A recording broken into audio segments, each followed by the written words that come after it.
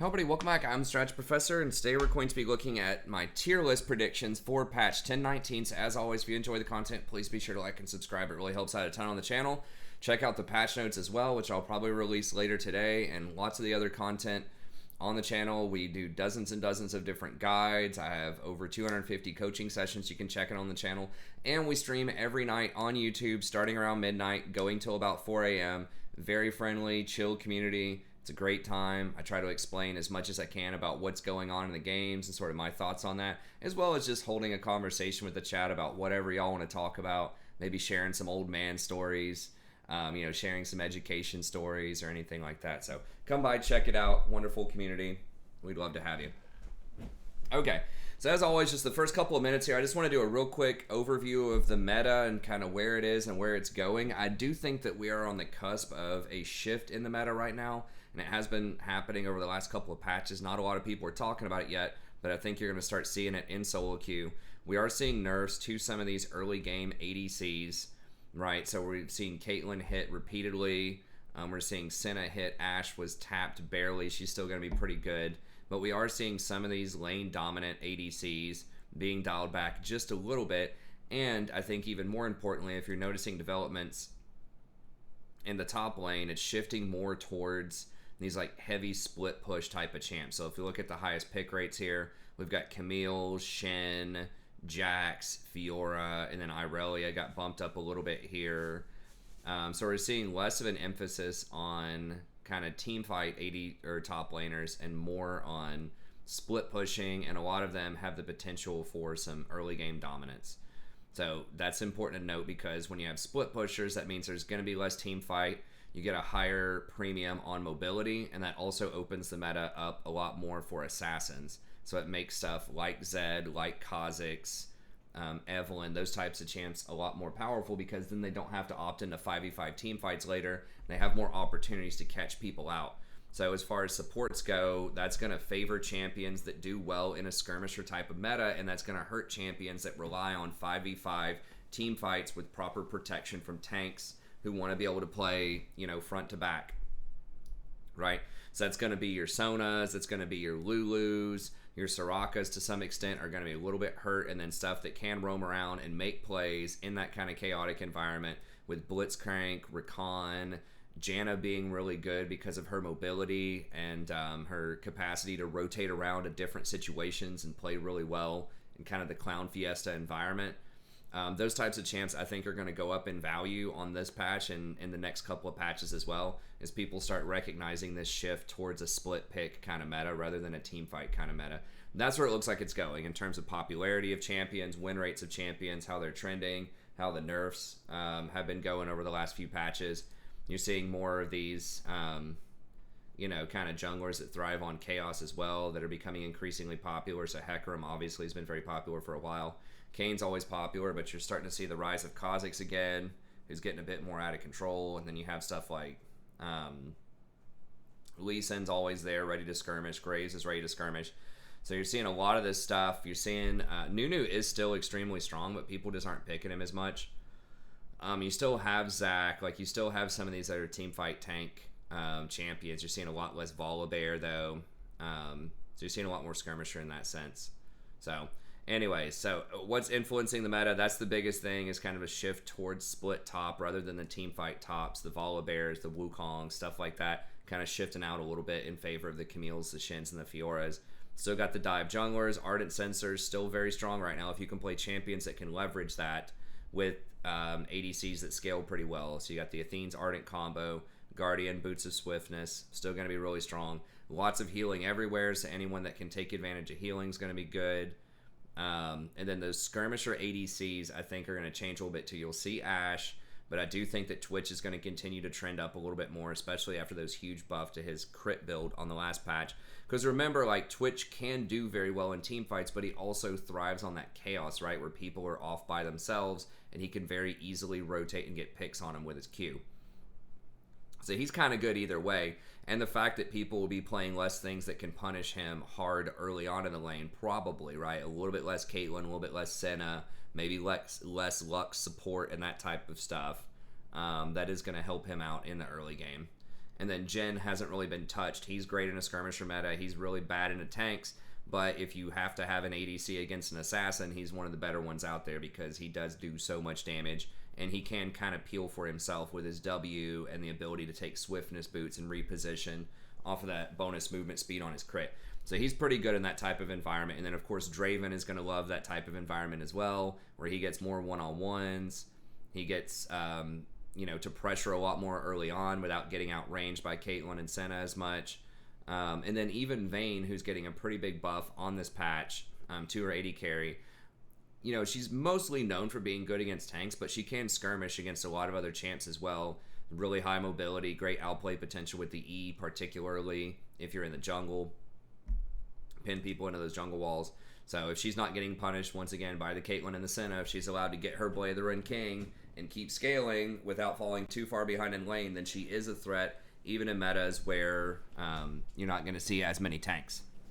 Okay, so what does this mean for the support picks overall?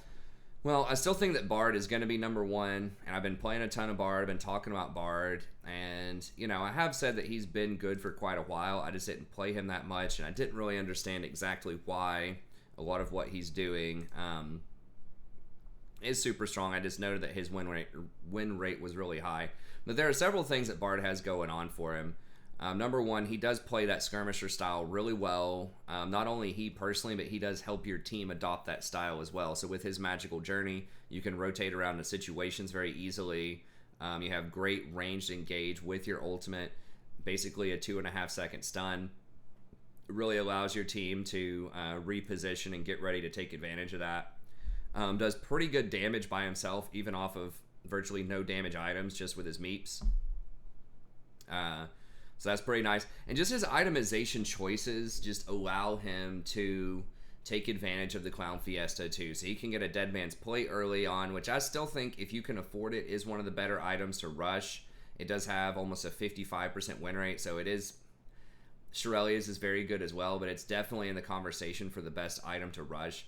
And the main reason that Dead Man's is so good is it just allows you to fight a lot more early on, because you get that health, you get that armor. It's difficult to kill you, means you get to sit there, get more auto attacks off. You can position more aggressively to try to get those Q stuns, especially off of your ults.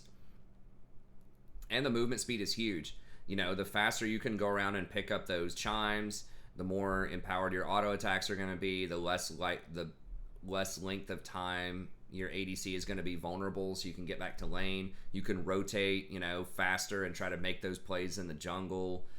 Rotate to mid, make plays. So just he leverages movement speed so well for a variety of reasons. And he just likes all those stats that he has, in addition to getting that upfront extra damage off of his first auto attack.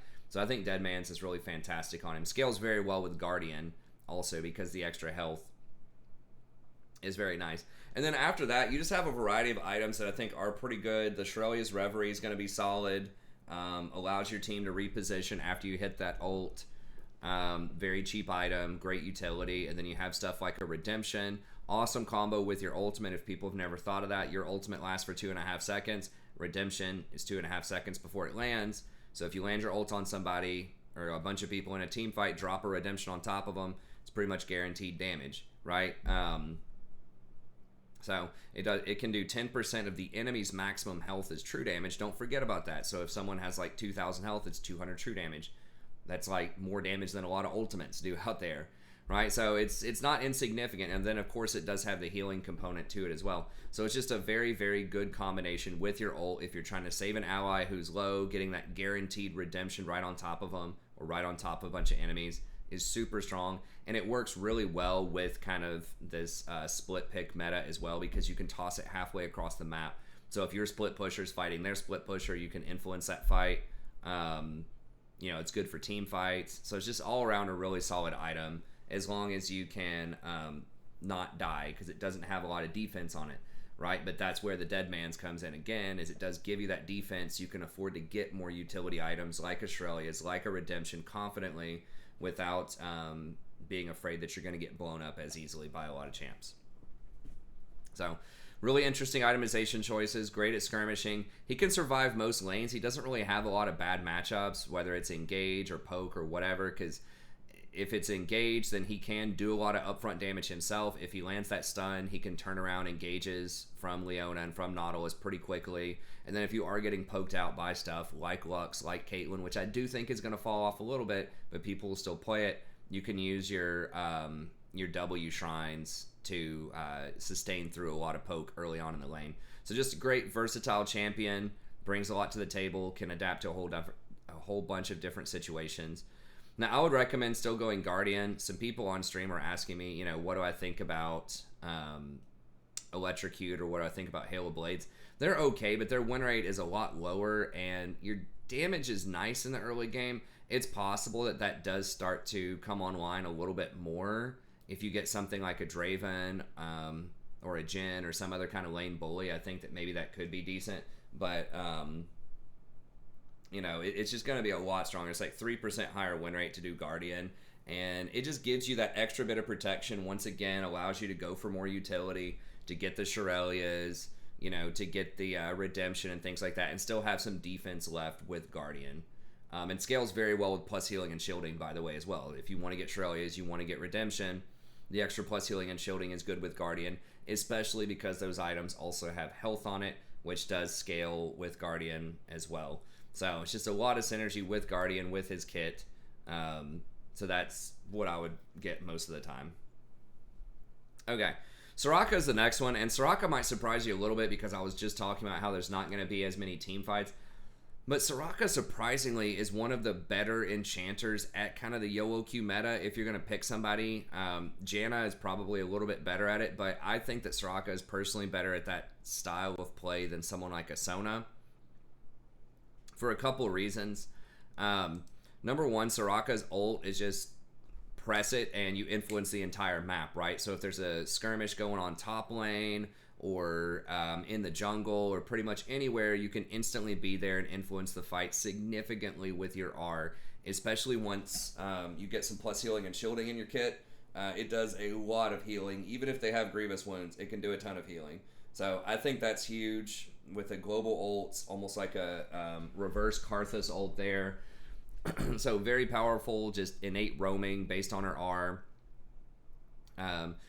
Is pretty lane dominant early on if you're not against hard engage. Now obviously her matchup against Blitzcrank is a little problematic. If you do rush swiftness boots, I think you can outmaneuver him in a lot of cases because your Q does give you a burst of movement speed as well. Don't forget that. So if you do land your Q when he's trying to position, then you'll probably be able to juke him.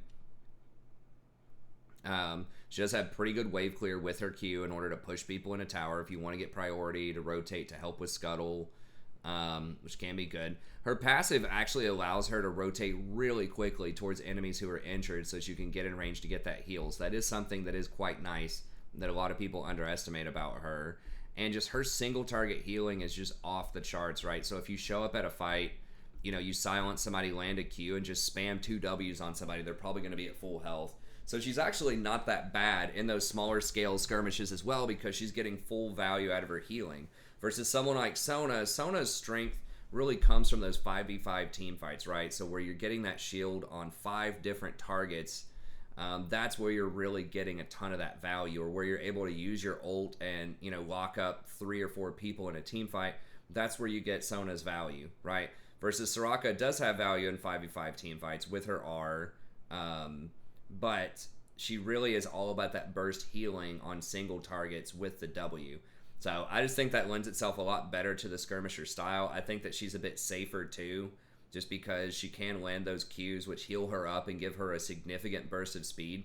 Sona does have that with her E where you can kind of reposition and move around, but this feels like Soraka is a little bit more resilient. In my estimation, right? So that's why I think that Soraka, there might be better choices out there in terms of the skirmisher meta. Her biggest knock is she has virtually no CC. She can't engage. She can't start fights. So that is definitely a thing. But if you're not staring down people in a 5v5, you don't have to worry about initiation as much. It's just all about rotations and being able to outmaneuver people in these split pick type of metas. Now, if they do have double assassin, you're going to have a bad day, right? So if they do go for something like Zed and Eve, or Zed and Kha'Zix, or Rengar, or something like that, it is going to be a little tough. So you do have to be very careful with her. But I think if you do want to go for an enchanter, that she is someone who can scale super hard right now. And a lot of kind of these bruisers in the top lane, whether it's Renekton or like split pushers, I should say, or Shin or something like that, do work really well with her healing. And a lot of champs are going to get some kind of sustain, whether it's Death's Dance or Conquer or Ravenous Hunter or whatever. You think about your Canes, you think about your Camille's, your Fioras, all that stuff. And that does give them some extra survivability, which is going to give you more time to get off your W's to keep them alive before they die. So I do think she's a little dangerous as a blind pick just because the matchup against Blitzcrank is kind of sketchy, and if they go double assassin, that can be a problem. But she's still going to be good in the Queen 5v5s, and I think she is pretty good in a lot of split pick comps. Even if you are just hanging out mid lane trying to hold towers while your Camille pressures the side lane, you can still influence it with her ult. So that's why I really like her. The ultimate is just very, very good in a spread out, YOLO queue, heavy rotational type of meta. Okay.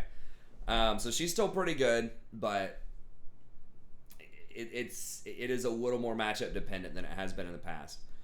Okay, Blitzcrank obviously going to be really solid in a lot of those circumstances, right, where you're just running around trying to pick people. You don't have to worry about 5-on-5 fights. You don't have to worry about getting sieged up, by Xerath plus Lux plus Ezreal. I mean, some of that stuff will happen.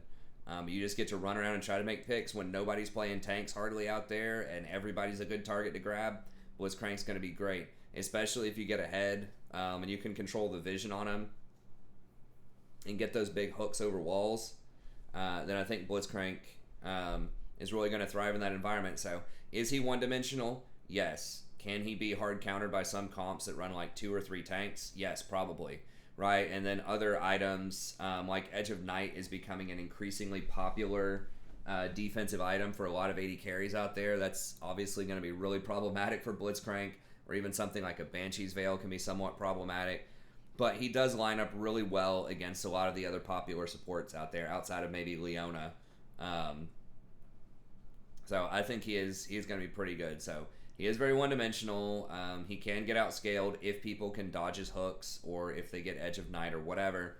But if he does land those hooks, he is going to be really strong. So I think he's definitely worth mentioning. I've considered banning him out because even if I play a support like Rakan that's pretty good at dodging it personally, if he does grab some of these, squishy, immobile AD carries, which is, we're seeing a lot of that, right? We're seeing, more Ashes, Caitlyn's, Jhin, stuff like that. You're not seeing as much Ezreal, Vayne, Lucian. They're still there, but not as much.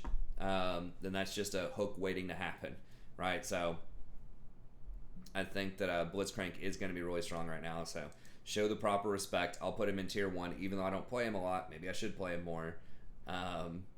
He is going to be really strong. He's even seeing some pro play against these like double range squishy bot lanes. Okay, Rakan I'm going to put up here as well. Now, I know this is somewhat controversial. There are some other support content creators out there. In fact, a lot of them probably that would have Rakan much, much lower. But if you've ever played Rakan a lot, and I have played a lot of Rakan, I was at one point the number 8 in the US Rakan, really early in the season when not a lot of people were playing him, to be fair. When I was like D4 with, like 200, 300 games on Rakan with like I don't remember, it used to be like close to a 60% win rate.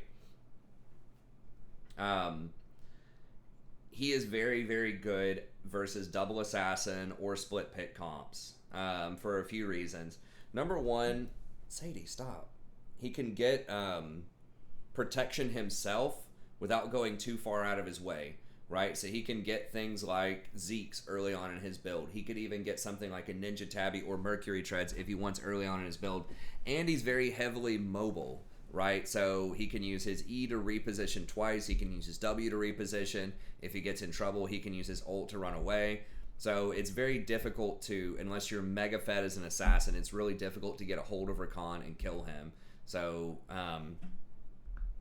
he's not that much of a viable target. And that also insulates him against other hard engaged champs such as Leona, such as Blitzcrank. You can outmaneuver a lot of their skill shots. Nautilus is a little different because these guys point click R. But by and large, I think that's going to make Rakan a little bit better. But not only can he build a little bit of innate tankiness himself and has high mobility, but he can also protect his carries with that as well. So you have a really big shield. It's 140, 140, for each shield. So that's up to 280 with a 1.6 AP ratio. And that's a really big shield. So even if you have a Zed going on to your 80 carry, if you just press ult and then E over to them, you're going to trigger Guardian. You can shield him again. Zed's going to get charmed whenever you do that, and then you can knock him up with your W, so he's going to lose a lot of DPS opportunities. It's going to let your ADC reposition, so hopefully they don't get hit with all 3 shurikens. And it's going to be really difficult to blow somebody up in that scenario. So he's very frustrating for a lot of assassins to deal with, and he is very good at the split push as well, because you can rotate really quickly by jumping over walls with your W if you're maxing your W first, which I recommend a lot of times with Rakan. You can rotate really fast, jumping over those walls, using your ult to close the gap for that last 1 or 2 seconds. You can get there to shield in time with your E. So he's just very, very good at the Clown Fiesta skirmisher style, and the fact that he operates as peel and engage, and he scales really heavily off of plus healing and shielding with his E, means that he can opt into things like a Redemption, like a Shurelia's, and get good value. He can even get something like an Ardent Sensor. If you have a Twitch on your team who gets ahead and you rush Zeke's, you can actually double down and get Ardent Sensor, and then you have double the on-hit damage, right? You have the extra damage from the Zeke's, and then you also have the extra damage from the Ardent Sensor. So he's extremely versatile. He can adapt to a whole bunch of different game states. He has been suppressed for the last maybe 5 or 6 patches because he is weak to super heavy lane dominant champions. Stuff like Caitlyn specifically, because of those traps and the net, are extremely frustrating to go against as Rakan. Ashe is not really like that friendly either for Rakan, because she can arrow you in the face when you're running at her, and that's obviously going to be really bad. So both of those champs are really problematic. But if we do start seeing a return to other types of champs, like he has pretty good game against Jen, pretty good game against Draven, if you don't get blown up in lane. And later on, once he gets his ult, he can be pretty good against other mobile champs too. Stuff like an Ezreal, because whenever he ease away when you're running at him, you can gap close again with the W. Right? With Vayne, you can wait until she tumbles and then go on her with your W. So those champs are difficult if you don't have ult up in the laning phase, because they can dodge your W. But once you get your ult, especially in these skirmishes or in these team fights, they're not going to get away. It's really hard to outmaneuver Rakan. Like, he's going to get on you. He's going to knock you up a lot of the time. So anyways, I think that he is going to be good for all those reasons. Just really versatile, great against double assassin, great against split pick. A little bit of a weaker lane, but that's potentially okay as long as you can play around other people on your team. Works really well with assassins too, because you have that engage, and if they have mobility, if it's a Kha'Zix that jumps on that back line, you can E over to the Kha'Zix to protect him for a little bit, and then you can use your W and your E and all that stuff to reposition. So he's very good with assassins and split pushers, as well as defending against them. So he works very, very well in that type of meta, and I think that's the kind of meta that we're going back into. So stats aren't quite there yet. He's only at like 51%. He very rarely goes much over 51 or 52%, because he's very difficult to play, because there's just so many different kinds of decisions you have to make on him, and you can very easily get baited into trying to do too much and get punished for that. But overall, I think he is pretty solid. Also, not that great against stuff like Lux. So if Lux like shifts back out, or if Morgana shifts back out of the meta, then that's going to be really nice for him. Anything that throws a line skill shot that, has a lot of CC on it is going to be a problem for Rakan. Like, you can work around it, but you either have to flash it or you have to have your ult running, and just have some really quick reaction speed to sort of sidestep it. Okay. But anyways, Rakan, I think, is going to be really strong. And then Janna is another enchanter that I think can really thrive in that type of meta. And that can seem a little weird. It's like, well, enchanters usually want 5v5 front-to-back team fights. And she can do that all right. But she's very good at the Clown Fiesta because she's so fast. Her W gives her a ton of extra free movement speed. And she's just kind of built to help people peel and, just deal with a lot of divers. Right, so when people are walking towards Janna, they get all of that extra movement speed that she's going to get off of her W, off of Boots of Swiftness. So she's going to allow, like your split pusher, if you show up, she's going to allow them to run away. If they send 3 people after your Camille or your Fiora, you know, Janna can roll up and save her, you know, disengage with the tornado, the ult if necessary, and then Fiora, Camille's going to get that extra movement speed to run out. So she's just very good at escorting people out of hot situations, rotating around, you know, throwing a shield, causing disruption, turning fights around.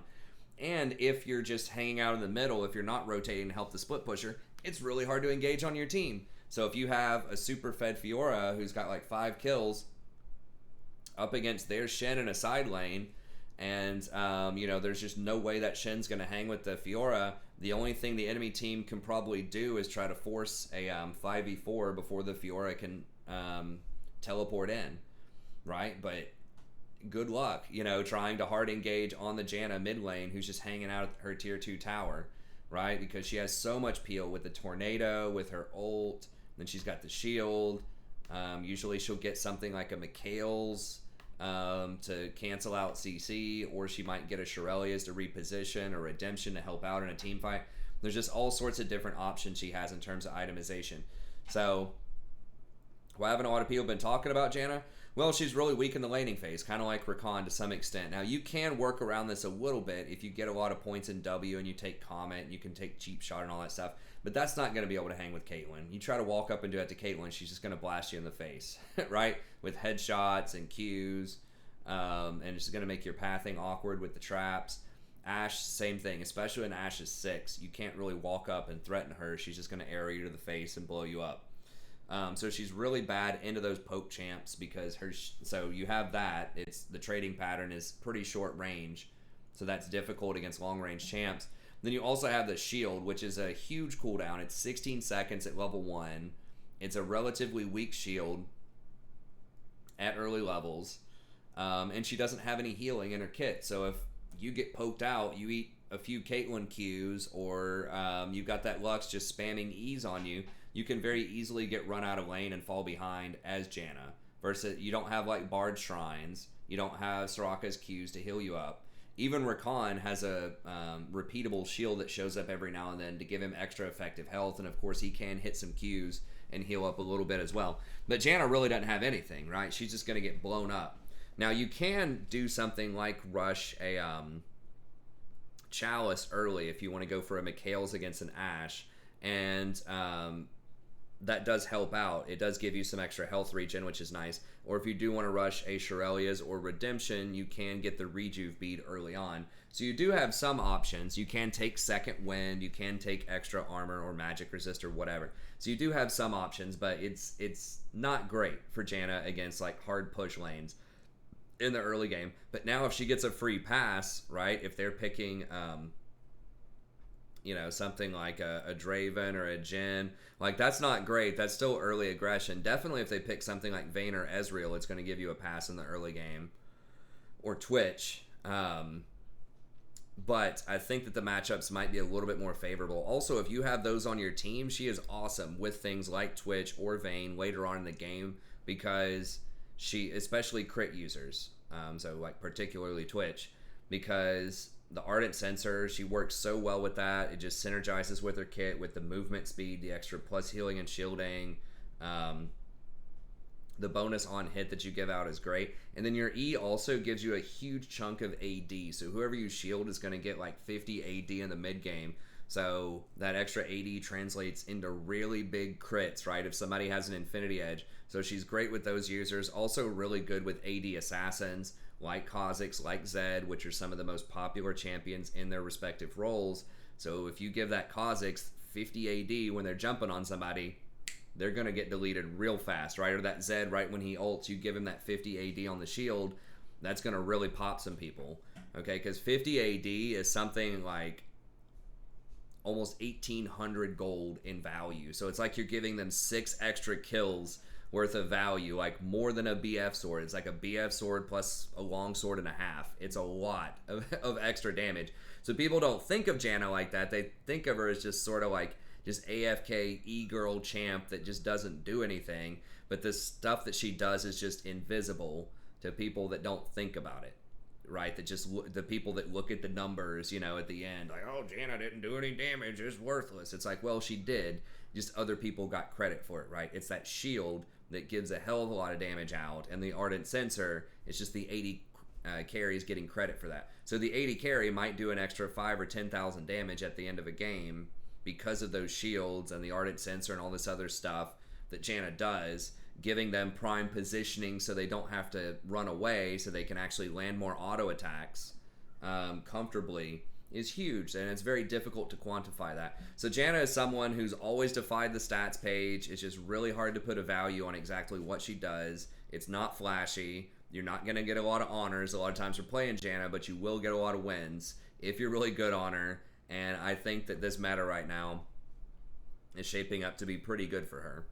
So, and historically, one of her problems also is she doesn't have any sort of engage, right? So if it's a 5v5 team fight and you're sitting there staring at the enemy team, you know, and you've got a Janna and there's a Kha'Zix on your team and your top lane is, you know, something else that can't start a fight, that can be bad. But if it's split pick, right, if you have that Fiora in the side lane or the Camille in the side lane that's causing a lot of problems for the enemy, forces them to split up, you've got a Zed on your team or a Fizz or something else, all of a sudden you don't need to start a proper team fight. You just provide good vision and just follow them around and just, you know, win those skirmishes, right?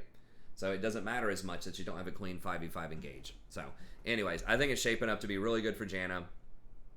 So definitely keep an eye on her. I think she's one of the more underrated supports right now that really could make a comeback, particularly with certain team comps. Her win rate has been creeping back up a little bit more.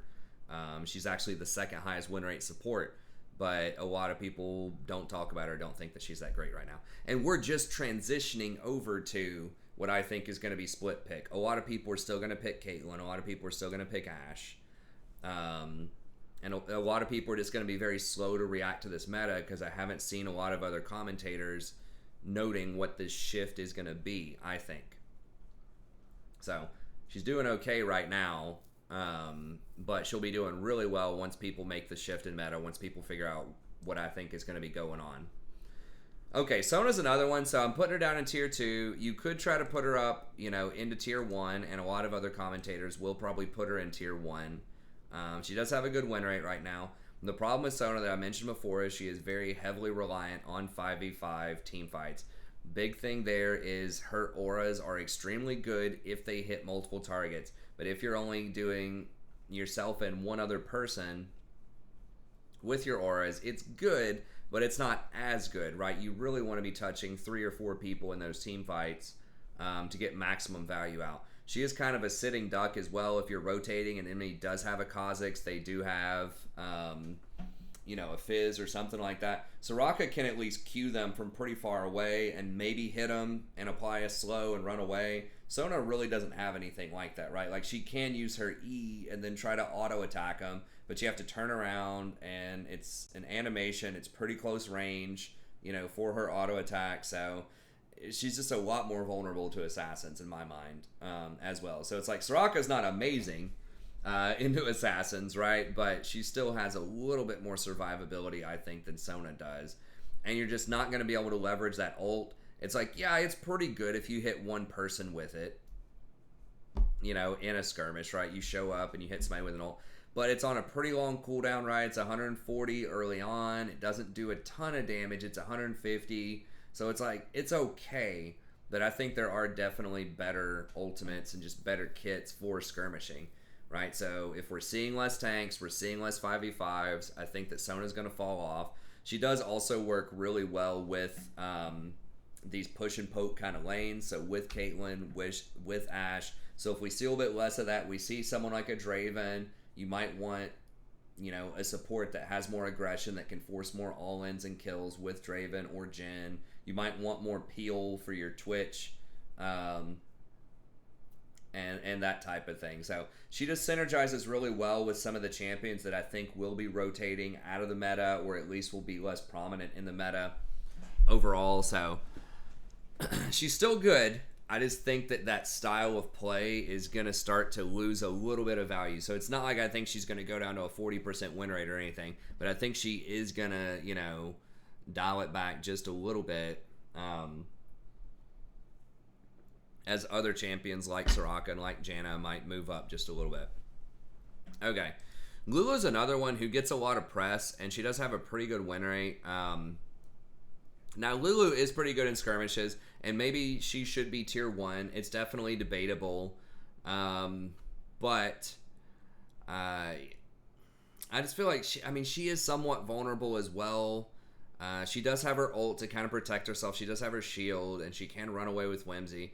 So she does have a lot of stuff going for her. So, she does have the polymorph as well, which can be good against assassins. And really, she does shine in kind of these smaller skirmish type of scenarios. My main thing with Lulu is that there's just a lot of ways you can mess her up, honestly.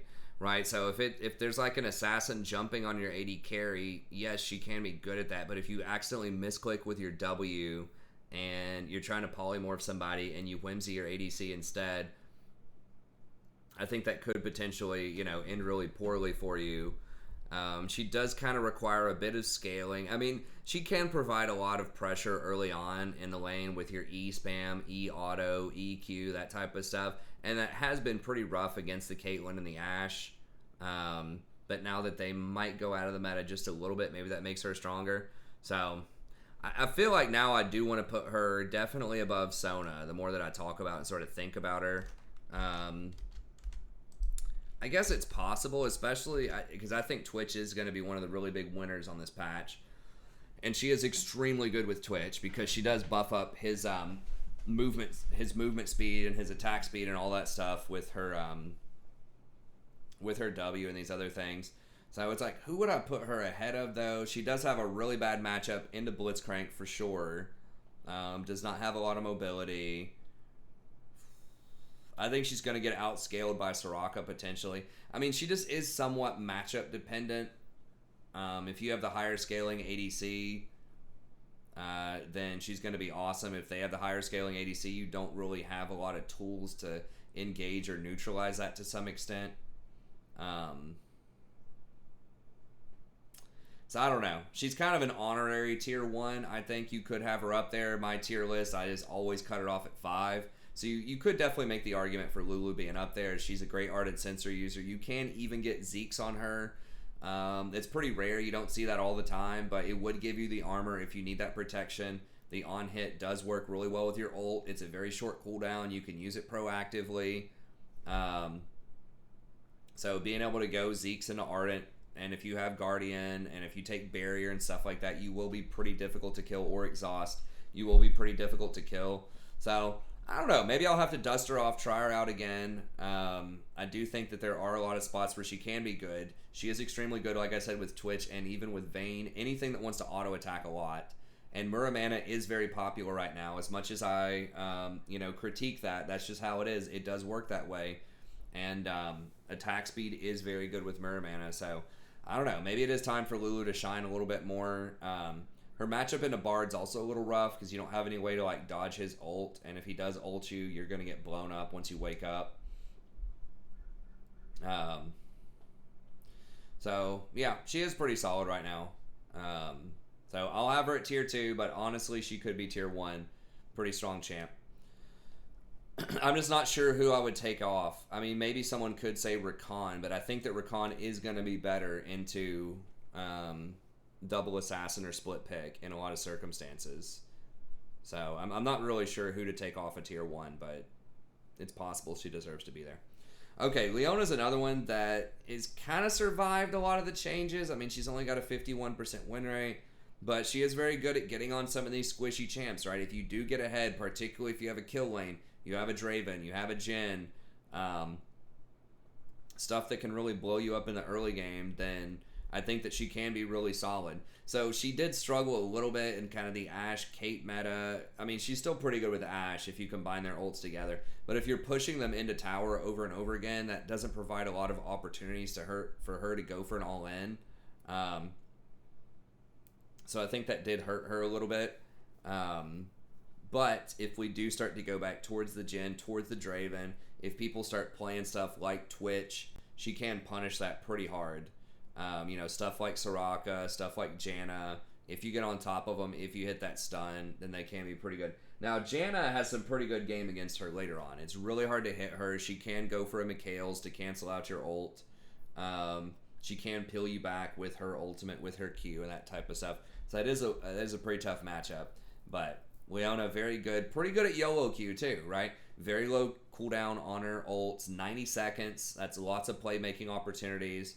Obviously, tons and tons of CC. When you think about her E, think about her Q on a very low cooldown, especially later on in the game. So I think that she does have a lot of opportunities, and she is pretty good.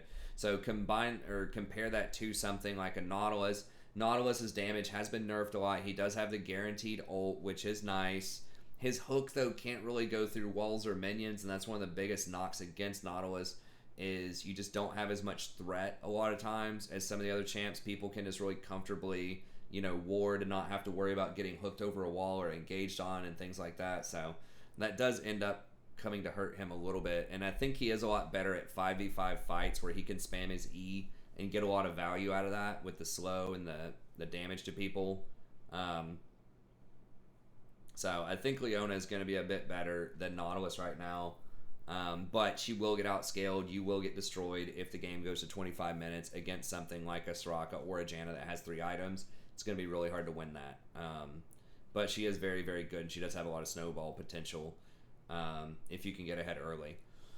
Okay, so Thresh is another one that I do have a little bit more respect for after playing him a lot, or playing him a decent chunk this week. He's just a good mix of pretty much whatever you need, right? Like, he can be aggressive. He can get those kills early. He can help peel with the flay. You do have the lantern to help people reposition. He can use stuff like a Zeke's, but he can also get things like Gargoyle if you need to be the primary engage. He can go utility with Shirelli as a redemption or something like that. If you want to hang back and peel. So his matchups are kind of rough into lane dominant champs, and it depends on what your AD carry is doing, but it can be hard to punish things like a Soraka or a Janna in lane early. He does have a good matchup into Rakan, but his Bard matchup is kind of iffy. It's okay. His Blitzcrank matchup is terrible. So he is good, but he just kind of always has that outplay potential. If you're really good on the Thresh, you can find plays, you can make stuff happen. He can adapt very well to pretty much any game state, but everything is, going to be somewhat skill reliant, right? You have to land those hooks.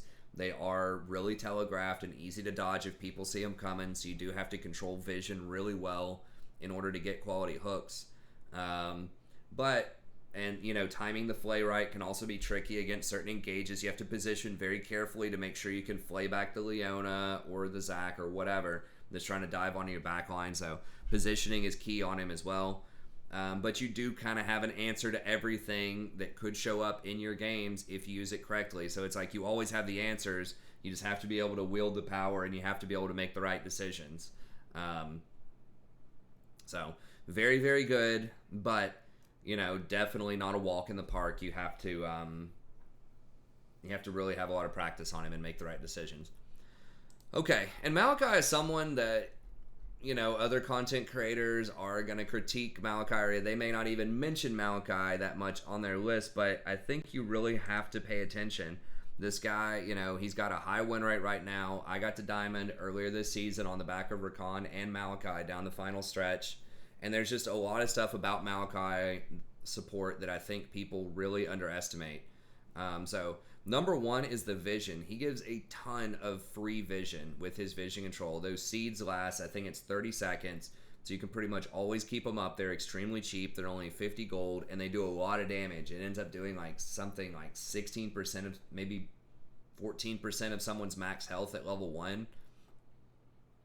And it's a big slow. It's like 2 seconds of a 30-second or a 30% slow or something like that. So really, really good vision control, and that just allows you to more confidently control situations. So not only does it give you that vision, but it also, does that pretty substantial damage and provides that slow.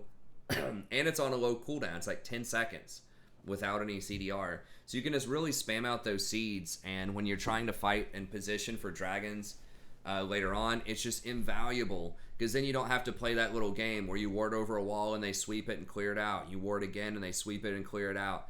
And all that crap, right? Where you're wasting a ton of your wards. You can just use those saplings to slowly, incrementally gain vision control of an area and push your wards forward so that you can get more efficient warding.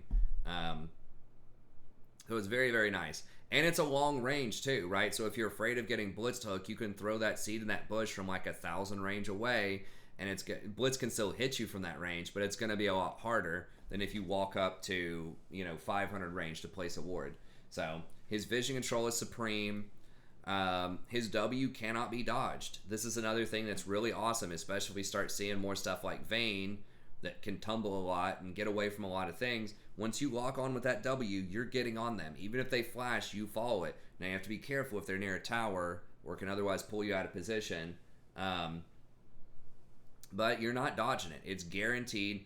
Very high quality CC.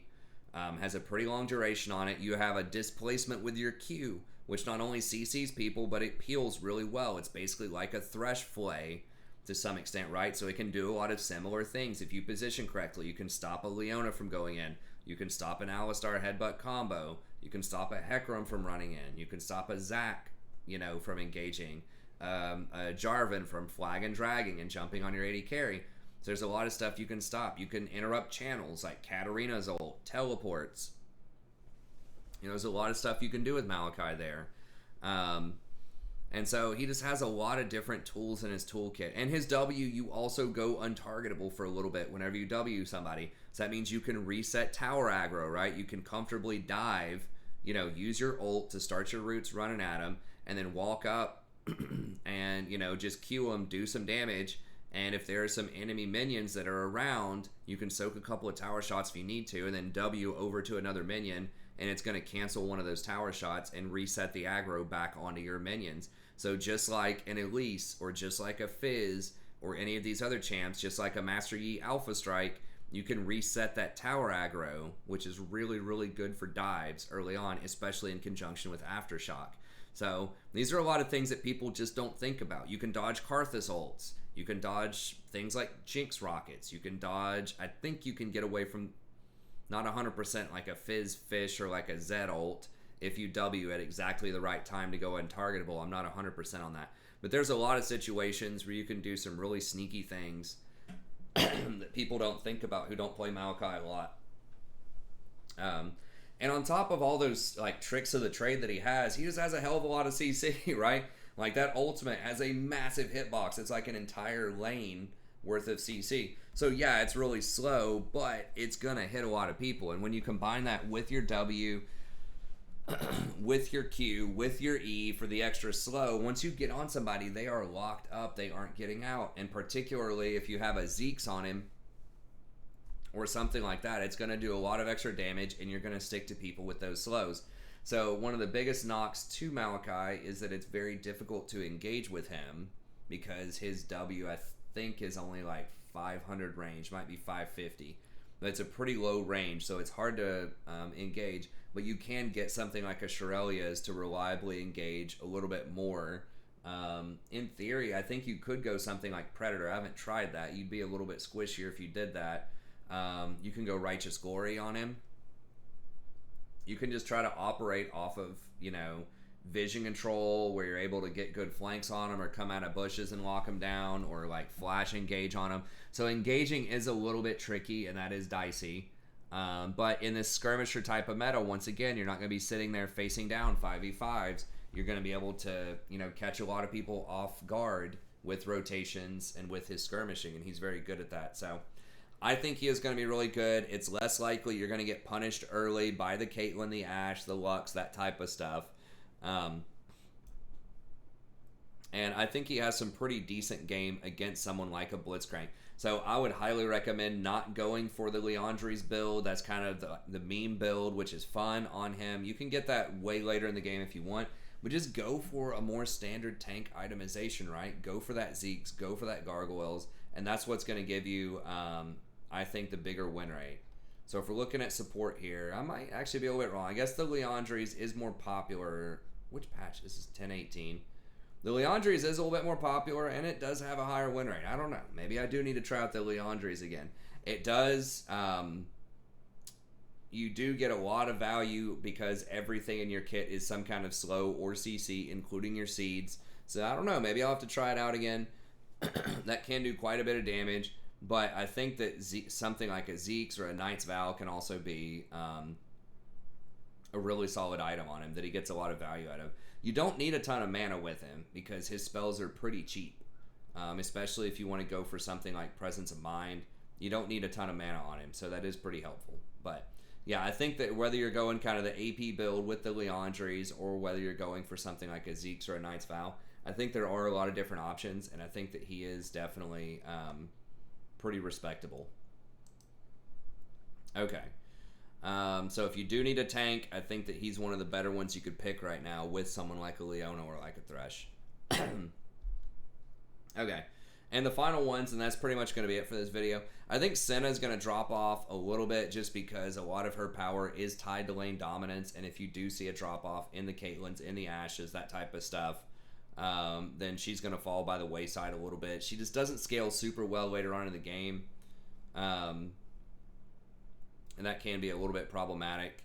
And then you also have Nautilus, who is still okay, but for the reasons I mentioned, is a little bit more dicey. He can't engage over walls. He has a hard time positioning around minion waves. There aren't going to be as many 5v5s where you can leverage his auto attacks. You can really leverage his E to gain kind of that mass CC. A big part of his ult as well is usually it's almost guaranteed in a 5v5 to be able to CC a lot of different people. So that can be problematic, but he's okay. He's okay at skirmishing. It's not that he's bad. I just think that he's a lot better at those 5v5 fights where you're really leveraging the AoE in his kit, and I just don't think you're going to see that many opportunities. Okay, Lux, I think, is going to fall off a little bit on this patch. Once again, because I just don't think that she's as great in the skirmisher meta. Like, yes, you can pick people off if you hit your Q, and you can blow them up, and that is nice. But she is very skill shot dependent. If they have a lot of high mobility, high damage assassins, that can be really problematic for her.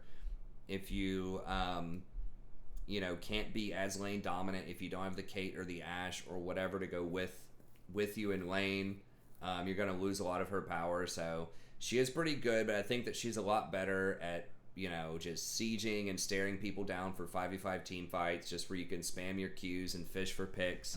I think she's going to be a lot better at that than having to run around through a potentially dark jungle and try to pick people off. So she'll be okay. I don't think she's going to fall off a cliff, but she did get those direct nerfs, I think, a few patches ago. Guardian was nerfed, and now the meta is going to shift against her a little bit. So she'll still be all right, but I think there are problems with her.